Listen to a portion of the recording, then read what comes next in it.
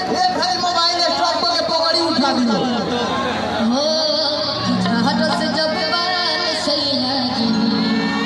अरे लाहट से जवान सैया जी अब गली से